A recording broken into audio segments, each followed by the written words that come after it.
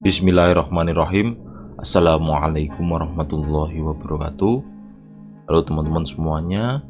Untuk pertemuan kali ini kita akan membahas tentang pengangguran dan inflasi. Mari teman-teman semuanya dapat memperhatikan materi yang saya sampaikan.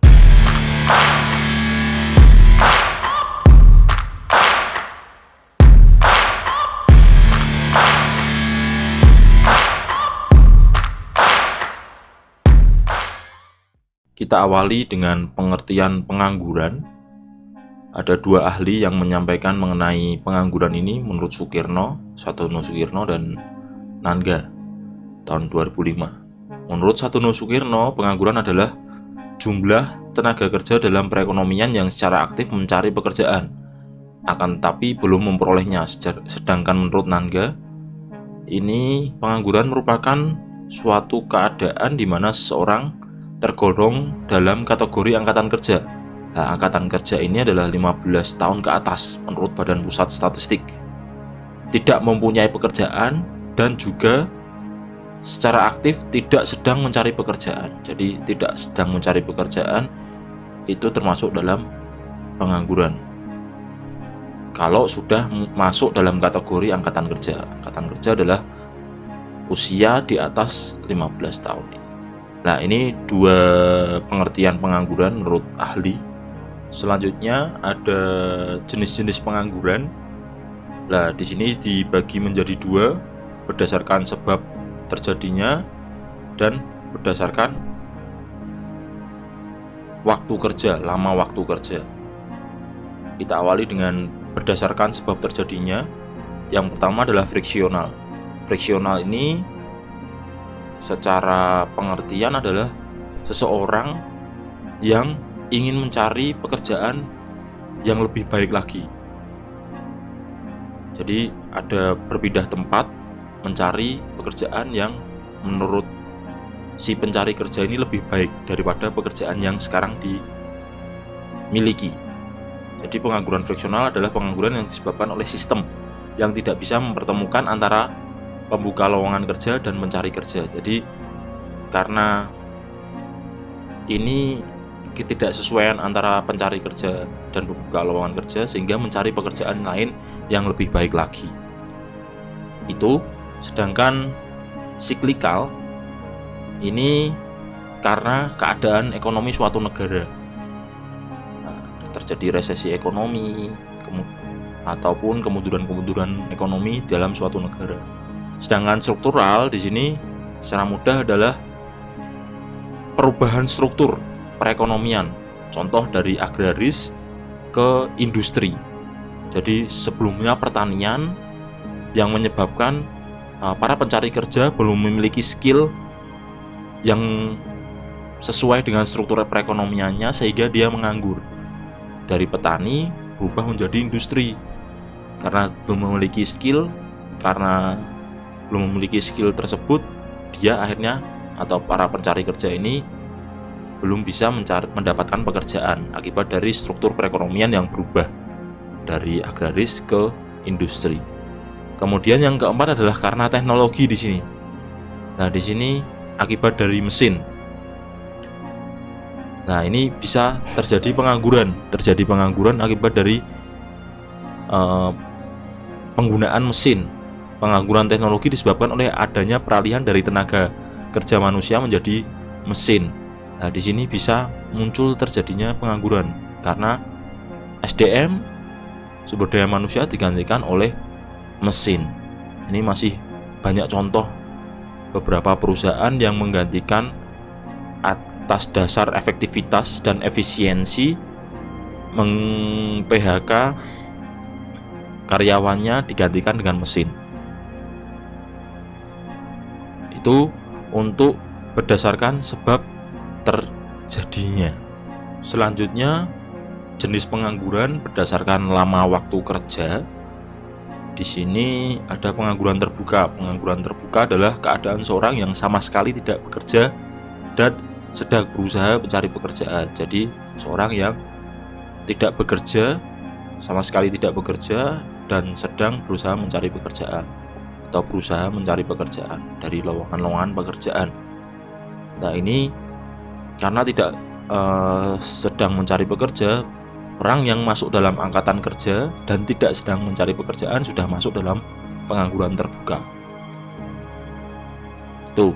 Kemudian pengangguran tidak sepenuh waktu atau setengah pengangguran itu kalau dalam satu hari standarnya adalah 7-8 jam untuk waktu bekerja. Nah, ini kurang dari itu, belum mencukupi jam kerja per harinya, maka disebut dengan pengangguran tidak sepenuh waktu. Kemudian pengangguran terselubung, pengangguran yang pada orang yang mempunyai pekerjaan tapi produktivitasnya rendah, jadi penghasilannya kurang dari standar UMR, upah minimum regional. Nah, itu dikatakan pengangguran terselubung. Kemudian pengangguran musiman ini seperti petani, sawah, atau ketika haji itu mengikuti anggota kerja atau satuan kerja haji, itu bisa dikatakan pengangguran musiman. Nah, itu merupakan 4 jenis pengangguran berdasarkan lama waktu kerja. Kemudian ini ada faktor penyebab pengangguran. Yang pertama adalah jumlah tenaga kerja dan jumlah lapangan pekerjaan tidak seimbang. Ini bisa terjadi di dalam suatu negara. Jadi jumlah penduduk lebih banyak yang masuk dalam angkatan kerja dibandingkan dengan lapangan pekerjaannya. Terus yang kedua adalah kemajuan teknologi. Nah, ini karena tidak memiliki skill, tenaga kerja tidak memiliki skill sehingga tidak bisa mengikuti kemajuan teknologi yang ada. Ini bisa terjadi. Atau yang ketiga ini adalah keterampilan dan pengalaman pemohon tidak sesuai dengan kriteria. Terus kurangnya pendidikan. Maka dari itu knowledge, skill itu perlu dalam mengurangi pengangguran ini, karena itu adalah apabila rendah maka bisa masuk dalam faktor penyebab pengangguran. Kemudian yang kelima ada kemiskinan, PHK, tempat tinggal jauh, persaingan pasar global. Jadi dari pihak asing masuk. Nah, ini ada persaingan pasar global, kesulitan mencari lowongan pekerjaan, harapan untuk calon pekerja terlalu tinggi. Jadi calon pekerja memiliki idealisme yang terlalu tinggi, sehingga malah justru itu menjadikan faktor penyebab pengangguran. Kemudian di sini ada dampak dari pengangguran. Yang pertama, dampak pengangguran bagi pembangunan nasional. Nah, ini ada beberapa indikator. Dampak pengangguran bagi pembangunan dapat dilihat melalui hubungan antara pengangguran dan indikator-indikator berikut. Yang pertama adalah pendapatan nasional dan pendapatan per kapita. Karena di dalamnya itu ada komponen upah di sini. Dari upah itu akan semakin tinggi atau rendahnya upah itu akan mempengaruhi si pendapatan per kapita dan pendapatan nasional di sini. Karena apabila tingkat pengangguran semakin tinggi, maka komponen upah akan semakin kecil. Jadi apa yang didapatkan dari pendapatan atau gaji atau upah itu untuk membeli sebuah barang ataupun jasa juga akan minim, juga akan rendah. Maka juga akan mempengaruhi si pendapatan nasional pun akan semakin kecil juga. Nah, ini. Terus yang kedua adalah penerimaan negara. Salah satu penerimaan negara adalah pajak. Jadi dari pendapatan yang didapatkan oleh seseorang ataupun di sektor rumah tangga itu jadi tidak bisa membayar pajak di sini karena upahnya tidak ada atau terjadi pengangguran di sini. Nah, ini berdampak pada penerimaan negara, dalam hal ini pajak penghasilan. Terus yang ketiga adalah beban psikologis. Semakin lama menganggur, semakin besar beban psikologis yang ditanggung. Jadi ada beban mental di sini di dalam diri seseorang. Kemudian biaya sosial, dengan semakin besarnya seorang menganggur, semakin besar pula biaya sosial yang harus dikeluarkan. Biaya sosial itu menyangkut atas medis, tugas-tugas medis, biaya keamanan, biaya proses peradilan sebagai akibat meningkatnya proses kejahatan. Nah, ini bisa menjadi dampak pengangguran bagi pembangunan nasional. Nah, ini tujuan akhir pembangunan ekonomi suatu negara adalah meningkatkan kemakmuran masyarakat dan pertumbuhan ekonomi agar stabil dan dalam keadaan naik terus seperti yang dijelaskan di bawah. Ya, ini pengangguran bisa menyebabkan masyarakat tidak dapat memaksimalkan tingkat kemakmuran yang dicapai. Jadi akibat dari pengangguran ini dia tidak bisa mencukupi kebutuhannya. Hal ini karena pengangguran bisa menyebabkan pendapatan nasional real yang dicapai masyarakat akan lebih rendah daripada pendapatan potensial, pendapatan yang seharusnya akibat dari pengangguran yang ada. Pengangguran akan menyebabkan pendapatan nasional yang berasal dari sektor pajak berkurang tadi berkaitan dengan pajak, karena pengangguran ini tidak membayar pajak penghasilan. Pengangguran tidak menggalakkan pertumbuhan ekonomi. Adanya pengangguran akan menyebabkan daya beli masyarakat berkurang, membeli barang dan jasa akan berkurang, sehingga ini berdampak pada pertumbuhan perekonomian di sini. Karena dalam perekonomian adalah daya beli atau membeli barang dan jasa ini perlu ditingkatkan karena berdampak pada pertumbuhan ekonomi. Karena adanya pengangguran di sini akan berkurang permintaan akan barang-barang hasil produksi tersebut. Jadi seorang akan berkurang membeli barang-barang ataupun jasa. Keadaan demikian tidak akan merangsang investor untuk melakukan perluasan atau pendirian industri baru. Jadi investor enggan untuk menginvestasikan dananya untuk mendirikan industri yang baru.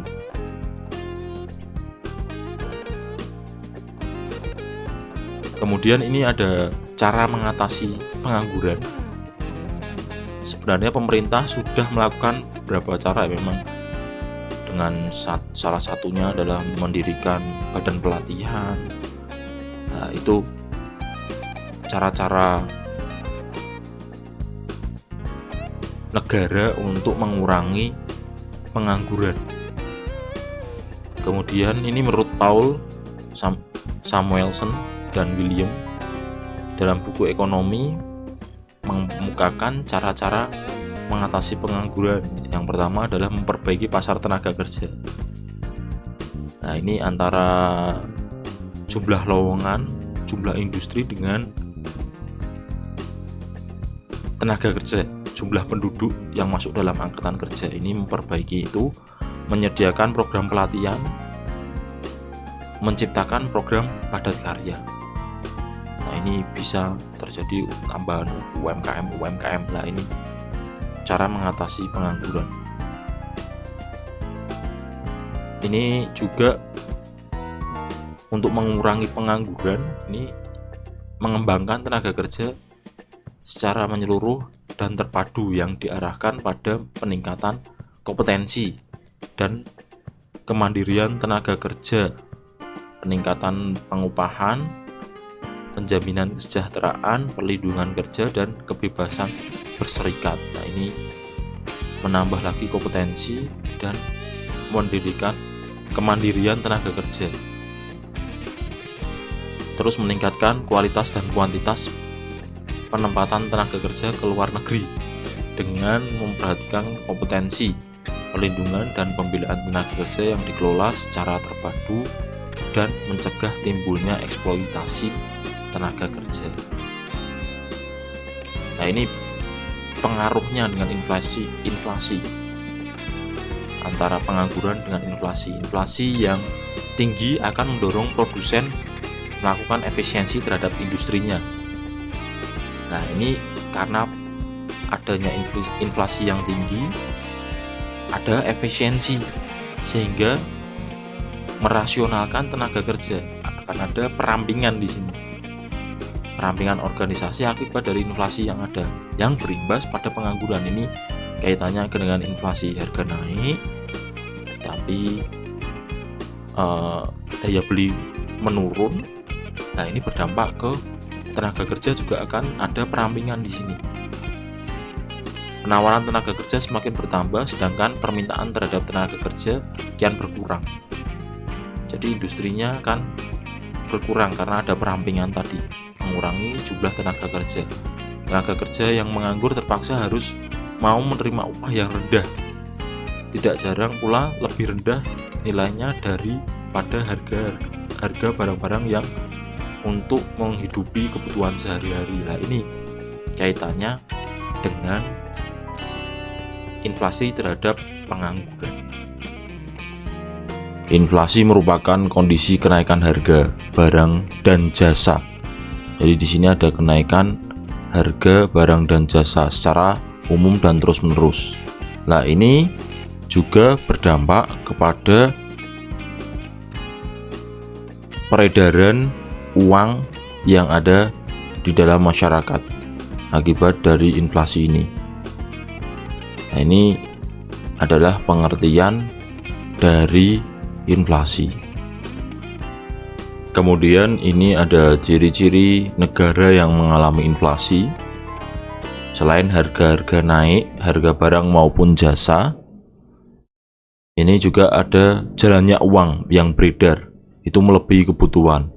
Jadi uang yang beredar itu melebihi dari kebutuhan pada suatu negara. Kemudian jalan barang relatif sedikit. Jadi daya beli seseorang itu menurun akibat dari harga-harga yang naik, tetapi jalan uang beredar melebihi kebutuhan. Yang uang yang beredar itu banyak, melebihi kebutuhan. Terus nilai uang atau daya beli turun, tadi daya belinya turun. Pencegahan inflasi telah lama menjadi salah satu tujuan utama dari kebijaksanaan ekonomi makro pemerintahan dan bank sentral di negara manapun. Nah, ini kaitannya adalah dengan pemerintah dan bank sentral untuk mencegah inflasi yang ada. Oke, macam-macam inflasi ini terbagi menjadi 3. Inflasi berdasarkan tingkat keparahan, inflasi berdasarkan penyebab, inflasi berdasarkan asal terjadinya. Kita awali dengan tingkat keparahan. Ini terbagi menjadi 4, ringan, sedang, berat, dan sangat berat. Nah, ini inflasi yang besarnya kurang dari 10% per tahun. Terus kalau sedang 10% sampai 30%, sedangkan inflasi berat 30% sampai 100%. Nah, ini sudah sangat berat, hiperinflasi. Inflasi yang besarnya di atas dari 100%. Nah, ini harga barang dan jasanya sudah tidak sesuai, daya belinya menurun. Nah, ini terbagi berdasarkan keparahannya menjadi 4, ringan, sedang, berat, dan sangat berat. Kemudian ini berdasarkan penyebab. Ini karena inflasi tarikan permintaan atau demand pull inflation. Ini inflasi yang terjadi karena kelebihan permintaan atas barang dan jasa. Jadi permintaan akan barang dan jasa ini tinggi. Itu menyebabkan inflasi karena uang yang beredar banyak. Terus inflasi dorongan biaya produksi, cost push inflation. Itu inflasi yang terjadi karena kenaikan biaya produksi. Akibat dari biaya-biaya produksi itu meningkat, sehingga harga-harga barang dan jasa juga naik. Karena akan ada biaya yang tinggi, maka harga juga akan naik. Kemudian inflasi lain-lain, inflasi yang terjadi karena berbagai penyebab selain yang sudah disebutkan di atas, selain demand pull inflation dan cost push inflation. Seperti inflasi yang disebabkan karena pencetakan uang baru. Nah, ini karena uang baru, jadi minat masyarakat untuk mencari uang baru tersebut tinggi, sehingga uang yang beredar itu juga akan tinggi. Dan inflasi karena lambatnya produksi barang tertentu. Jadi ada barang yang tidak mencukupi apa yang diinginkan oleh masyarakat. Ini berdasarkan inflasi, berdasarkan penyebabnya. Nah, ini asal terjadinya bisa di dalam negeri, bisa di luar negeri. Itu domestic inflation dan import inflation. Itu inflasi hanya disebabkan oleh faktor-faktor penyebab dari dalam negeri. Faktor-faktor penyebab tersebut antara lain pencetakan uang baru untuk menutup anggaran negara yang defisit, karena naiknya permintaan masyarakat, dan karena kenaikan biaya produksi di dalam negeri. Ini kaitannya dengan permasalahan-permasalahan yang ada di dalam negeri. Kemudian dari luar negeri, inflasi yang disebabkan oleh faktor-faktor penyebab dari luar negeri. Ini timbul karena adanya perdagangan antar negara. Nah, ini kalau salah satu negara, jika suatu negara mengalami inflasi, mengalami inflasi, maka inflasi tersebut dapat menular ke negara-negara lain yang memiliki hubungan dagang dengannya. Nah, ini kalau ada hubungan dagang, maka juga akan terdampak ke negara lain yang ada kerjasama dagang. Nah, ini inflasi berdasarkan asal terjadinya.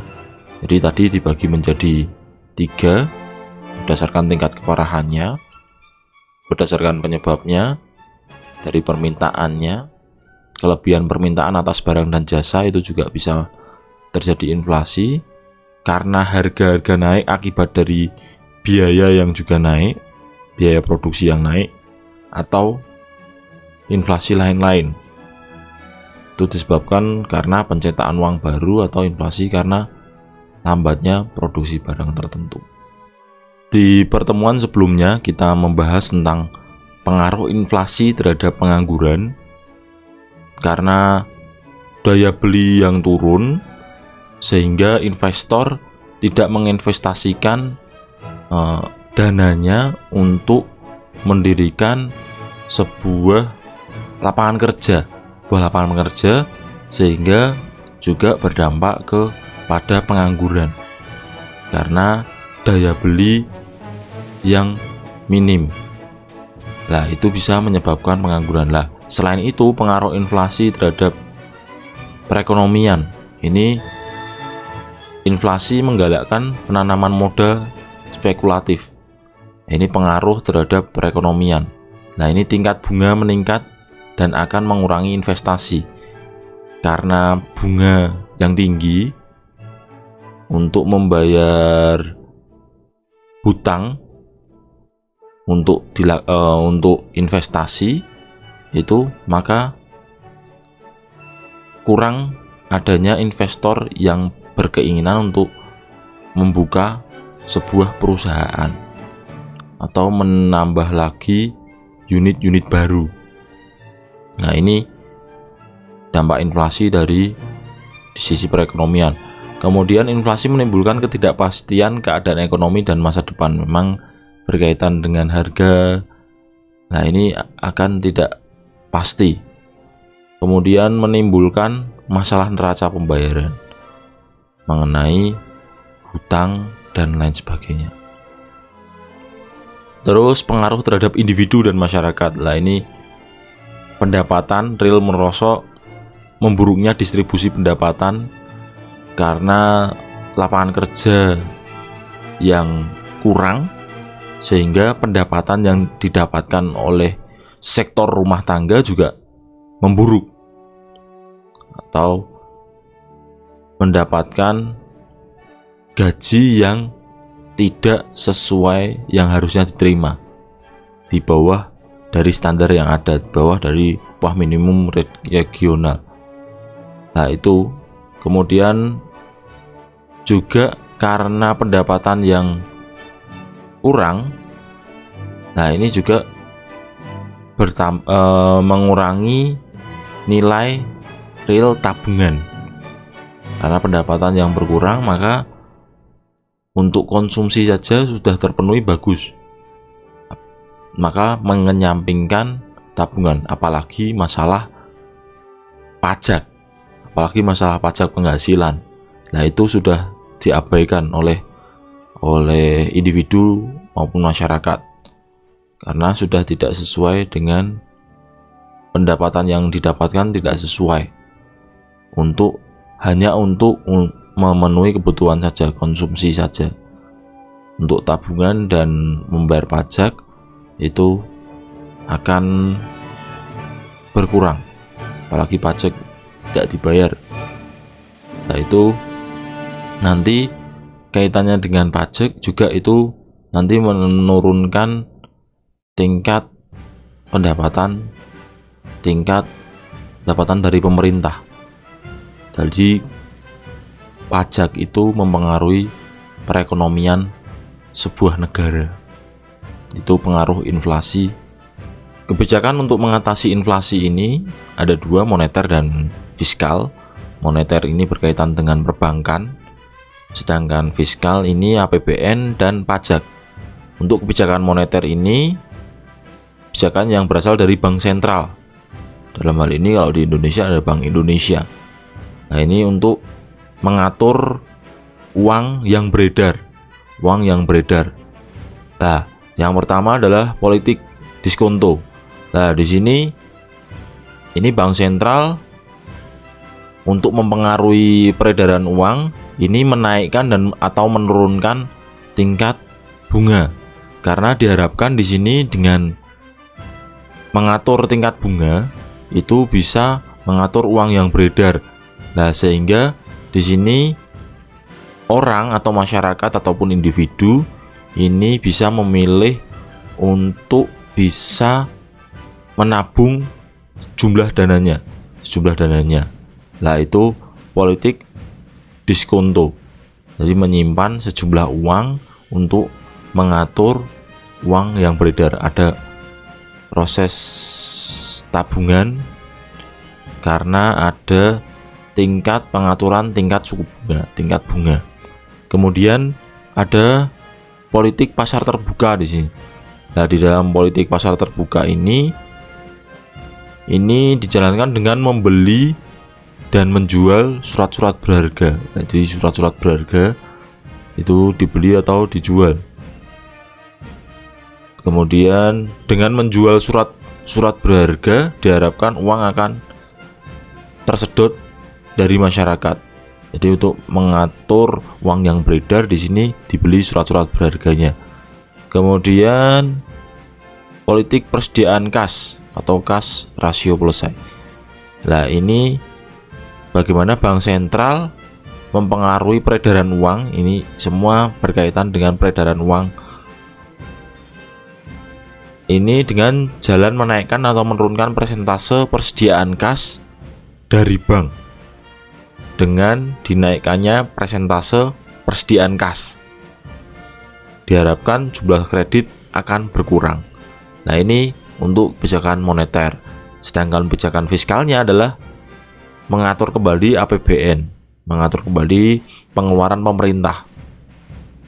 Terus kebijakan yang lain adalah berkaitan dengan kenaikan pajak. Nah, ini kebijakan untuk mengatasi inflasi. Oke, mungkin itu untuk materi tentang pengangguran dan inflasi. Semoga apa yang saya sampaikan dapat bermanfaat. Sekian dari saya. Wassalamualaikum warahmatullahi wabarakatuh.